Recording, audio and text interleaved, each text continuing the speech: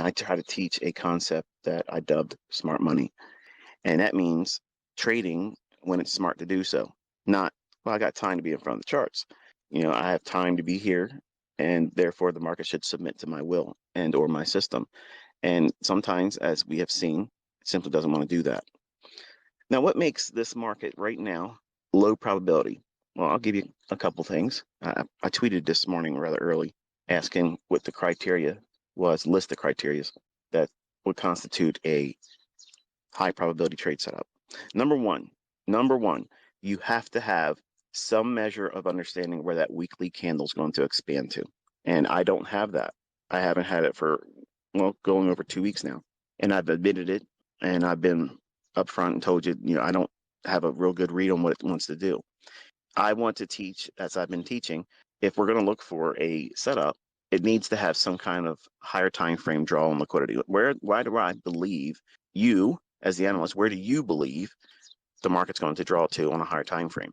And if we can't ascertain that with a one-sidedness, where it's so hard to argue the other side of the marketplace, when I hurt myself in blue account, that was very hard for me because I didn't come from money. So you have to do, number one, the rule in this is preserve capital. And you have to have an understanding of when you're likely to hurt yourself by forcing something that isn't there. Forcing something in the charts, not the same thing. They're going to see something totally different. And when the markets are in low probability conditions, and this is the part where you write these things down, folks. When low probability conditions exist, everybody's system is going to talk. Everybody's harmonic, everybody's Elliott wave, somebody in GAN is going to have some excuse as to why it's going to go up, supply and demand, ICT order blocks, it's going to be breakers, it's going to be this. They're all going to have something that they want to see in price, because that's the perfect excuse for them to push the button, because they have no patience to wait for the market to come out of this low probability condition, which, and I showed the chart and said, this is what we're looking for. If we're forced to do a scalp, going back to that criteria that makes a trade high probability, number one, I don't have, maybe you have had, but I don't have a clear indication of where that weekly candle is going to expand up to or down to, because it could do either one.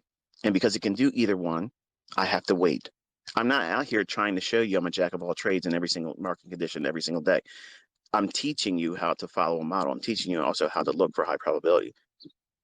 And when it indicates to me that the market's simply not trying to do what I would require of it for the model I'm teaching you and the models that I teach my other students, I have to sit still.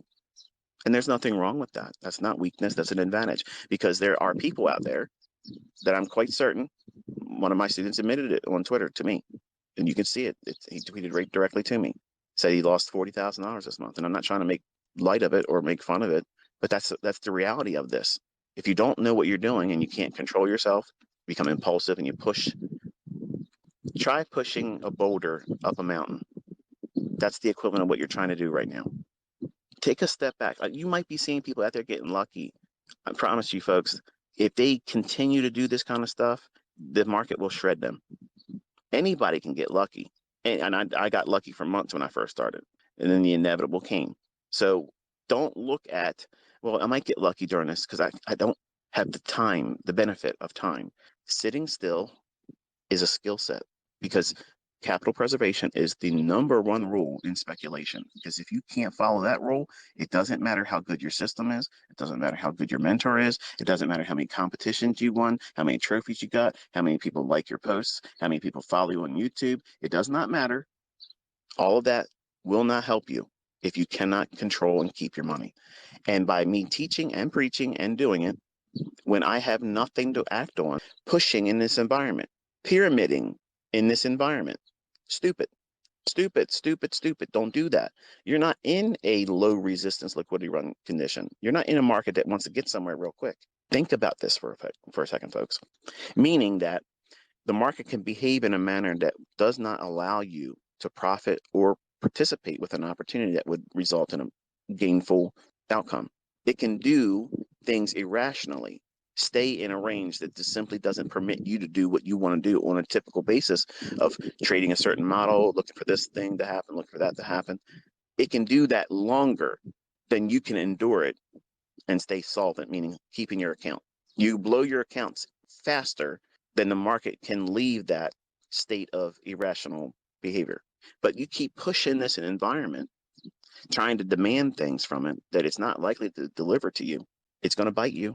Back to that list, the criteria that lists, or you should be listing, having had a list from all the teachings and lectures I've given, you got to know where the weekly chart's going to expand. Because if you don't have that higher time frame sponsorship behind the move, because large flows and delivery in price is going to be seen in an expansion on that weekly chart. It's going to be reaching for some measure of value, either fair value or to reprice to inefficiency, one or the other. So showing you their results. You don't see them live streaming. You don't see them showing you what they did before their live stream started or after and later on. Whatever results they had when they first started live stream may have evaporated. We've seen many instances of that this year. So you have to have preserve capital at all costs is rule number one. That weekly expansion, you have to know where is that weekly candle, the one that you're in right now for this trading week or before the week begins. You have to have an expectation, a reasonable expectation. You can't just well, I got a gut feeling it's going to go here, it's going to go. No, it has to make perfect sense technically by the way I teach institutional oral flow and where it's likely to go to. Where has it been? What stops has it just recently taken? Who is in control right now in profit? How can they be harmed? Those are the questions you need to ask yourself when you're looking at price. Because we don't have that weekly expansion where it can draw to a very specific level on the weekly chart on that weekly candle, then we are immediately in low probability, which takes us to that list again. For high probability, what did I teach you when we were doing the live sessions? What constitutes a high probability 5-handle run? And I think that's the low hanging fruit objective. It needs to have a range that offers how many pips? I'm sorry, not how many pips, how many handles. This is a way to test yourself. If you're following along on Twitter, how many handles does the range have to potentially deliver for you to get a high probability 5-handle run? 10 handles. So if the price run that you're looking at, anticipating, you want to see if it can offer you 10-handle total movement. Not that you're trying to get the full 10. And we are in a trading range on that daily chart where we have seen wicks and tails both up and down.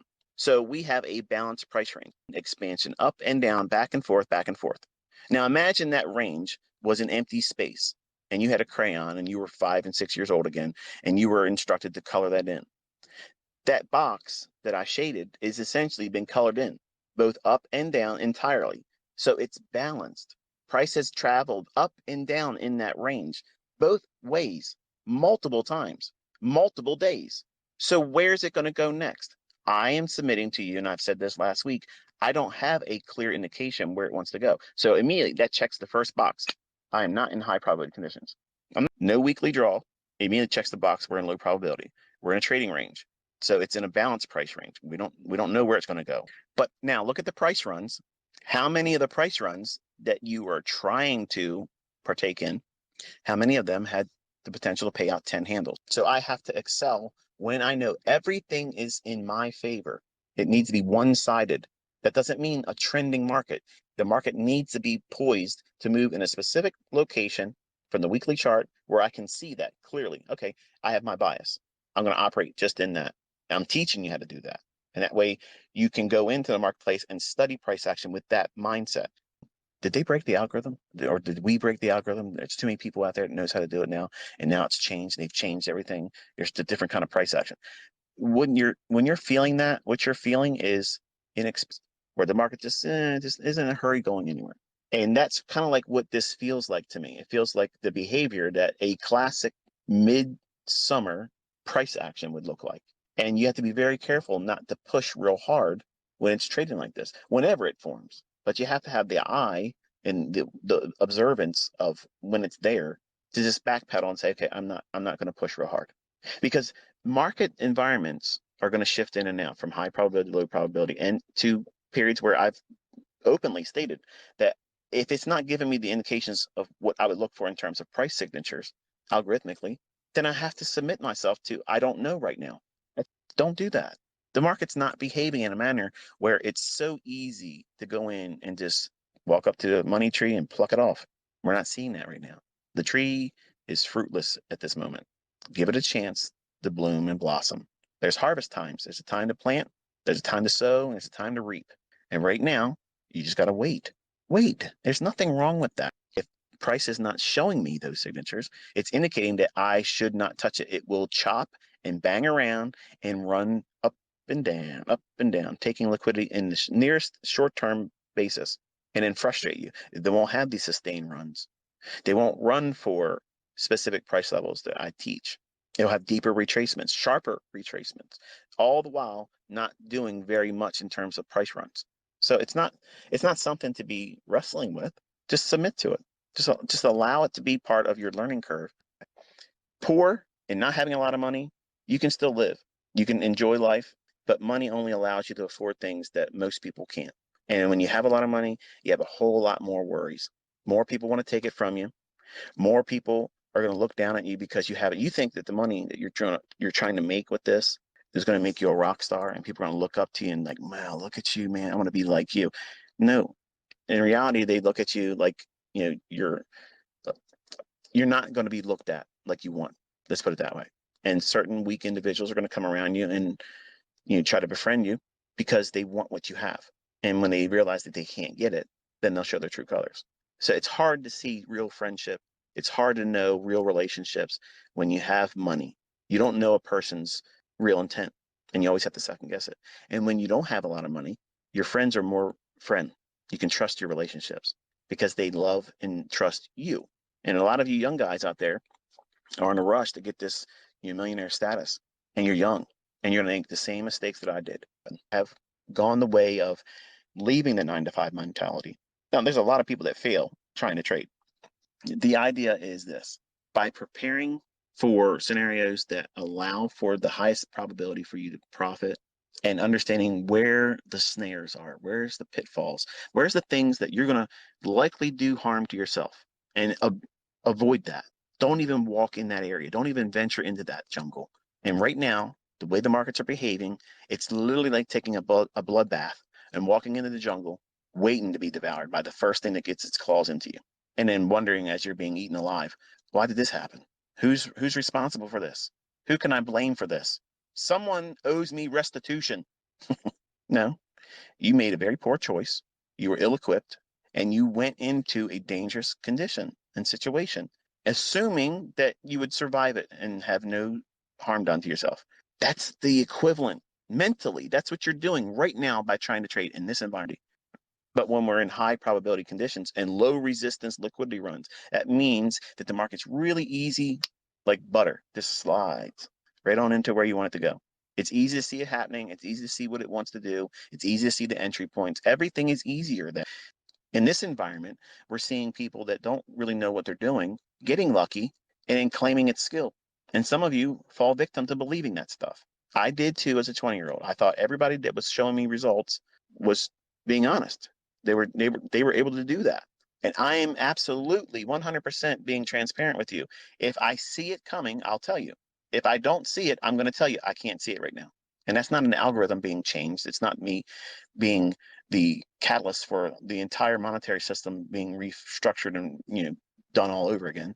It just means that we're in a consolidation, folks. That's all it means. That's all it means. And it will not last forever. But you have to submit to it. And you have to wait for whatever catalyst is going to be used to move us outside that range and get us moving around again. Just got to wait for it. You cannot impose your will. Understanding of where I was in my growth. And you don't want to do that because it stunts your growth. You'll trick yourself into thinking there's an emergency when there isn't. You'll trick yourself into thinking there's an opportunity when there isn't. And you have to be very comfortable in your own skin, knowing that it's okay for you not to do anything. If other people are doing something and they're making money, be happy for them. Be glad that they didn't get hurt right now, because it's too easy to do it to yourself or themselves. And if they want to pretend it's skilled, let them. What are you going to do? You're not going to change their mind about it. And arguing with them is just it's toxic. Let them be themselves. I'm just telling you from personal experience, having mentored hundreds of thousands of people and having been in this industry for 3 decades, experiencing it myself, pushing in this environment eventually will do its work. You will have your wings clipped. Is going to have an impact. And don't look at your trading like you have to rush to get somewhere. You're not in the right state of mind when you do that. You're going to impulsively do things. And as soon as you allow impulse emotion, psychological, wrestling matches because you're trying to keep up with someone else's performance to me. So what did I do? I completely removed myself from the enticement to do so because I am like a dog that chases cars. So I had to do what? Manage myself. I have a mental illness that if I don't do these types of things, I will be impulsive. So I've learned to view it as an advantage and knowing that I can control this part of me doing these types of things. Some of you may not need to have it this extreme where you physically remove yourself from it.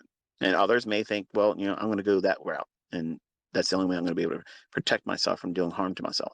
There's nothing wrong with that. That's discipline. Believe me, it takes a lot of discipline to do it. You might think, well, it sounds like it's really easy and it sounds like fun. You're driving around in an RV and going all over the country and you're vacationing and spending too much for food that don't taste all that good. Listen, you do what you got to do. If it means taking your computers and telling your spouse that, hey, look, here's the power cord, hold on to this until next Friday or next Friday after that or whatever, and commit to them. Say, you know what, I'm going to invest more time into you instead of doing this because I have to physically remove myself from the impulsiveness that's likely to occur if I look at the price action right now, because everything in my system that I haven't grown in trusting yet, everything in my model tells me I shouldn't do it, but I don't have the experience to listen to it yet. I might do something to myself by pushing a button that I shouldn't be pushing. I'm going to engage a marketplace that I know by all rules and face value, I should not touch it. But I might see something that will lure me into, oh, it's going to really run now. And if I don't take this, I'm going to be regretful. How about if you weren't there looking at it when you know it's not likely to be there anyway, you can't feel that impulsiveness. But the beginning of Alexander Elder's book, Trading for a Living, in my opinion, that is so much better than Mark Douglas's Trading in the Zone. And that's not a knock against Mr. Douglas. That book is okay. But in my mind, in my opinion, about psychology and the real effects of doing things, why we do things impulsively, Alexander Elder nailed and everybody has an addiction. Everyone has an addiction. Every single one of us as a human being, we're addicted to something. For some of you, it might be the fact that what I'm producing, my content, you may be addicted to that because you're pursuing something and you like what you're learning here and you like the community and whatever. Given enough time and not behaving in a manner that you're being taught to do and breaking the rules, you'll learn to hate this community. You'll hate me because you're going to look for something outside of yourself to blame instead of assuming the responsibility that's required. Because the rules I'm giving you, they're there for you to learn properly and not need me. But so many of you want to do like the alcoholism does to an alcoholic. I can't drink while I'm on duty, but man, I'm counting down the time, looking at the clock. It's almost quitting time. It's happy hour, and you can't wait to get another drink. Is your trading like that? Are you thirsty constantly for a new setup? Because you're addicted if you are. And chances are, if you feel that way, you're not going to stick to the rules that I'm giving you or anybody else will. And you will not succeed. You'll fall victim to this environment right here. This climate right here, this is that moment where an alcoholic feels like they want to escape. They want to escape their marriage. They feel like they're in a rut. They want to leave the person they're with. They don't like their job. They don't like where they're at in life. They maybe lost their relationship and they can't get it back. All those things start wearing them down emotionally and psychologically. And what do? They want to drink it away. They want to self-medicate. Well, in trading, how do we do that? We push the button. Bottoms up. Glasses up, baby. Push the button. Here's a toast to you, ICT. Listen, I don't want you to send me your trade win right now. And you can't stand the way the market's moving and you just simply want to get out of it. And the only way you think you can get out of it is by simply pushing the button and then see what happens. And that's gambling. That's another form of addiction. So if you've never read the book, Trading for a Living by Alexander Elder, my advice is to read the whole book, but the things about the indicators and stuff, throw that out. And it's all BS. You don't need any of that. The view of 3 time frames, that's wonderful. And that was my initial introduction to multiple time frame analysis. But I don't just do 3 time frames. I'm looking at other things. But the real gem in that book is all the boring stuff in the beginning. And if you read it and try to place yourself inside of that, how do you fit in all of that? You as a person, you as a trader, and what can you do to avoid those things that would do you harm by not using the logic that's being introduced in that discussion in that portion of the book. I've maintained that ever since I've ever asked by other people, what trading books do you like? None of them. No trading book out there was a complete 100% slam dunk. It's wonderful. I like Street Smarts because it provided short little patterns, right to the point, things to go in and study price action with. But I don't trade with any of it. I made money with the anti-pattern that's in that book. I made money with my version of Turtle Soup, but I didn't like the whole rules of 20-day high and 20-day low because I could see that forming on a 5-minute chart. So I'm not using 20 days. I'm not using Turtle Soup plus one, which is 21 days high and low. I'm not trying to teach her patterns, but Street Smarts books patterns rather, were helpful for me to create a model that's right to the point. And that sounds like an oxymoron with me. Like you're never right to the point, ICT. you never just spell it out. Well, I did in 2022. I gave you a very specific model that's easy to follow if you wait for those conditions. But the problem is you don't have the discipline to wait. And doing things in an environment like this, it's uncomfortable, isn't it? Waiting like this is uncomfortable. Waiting like this and not having me tweet to you, for some of you, is unbearable. And what are you going to do to occupy your time? The same thing an alcoholic does. Grabs a bottle, tosses one. Have you grown? Did you profit? Did you feel good about what you did, even if you did win? And can you really honestly say that that was skill? See how many problems manifest themselves in this environment for someone that is irresponsible, not disciplined, not rule-based. It invites chaos. It invites it. It greets it with a kiss. You don't want that in your trading. You do not want that. You want boring, easy salad day trading where it just simply wants to get right where you think it's going to go, and it's going to do so with multiple entry points, which is the reason why I said high probability trading with low resistance liquidity run. That is easy to trade, and entry points are not even all that important because there's multiple ways to get in. You don't have to have the best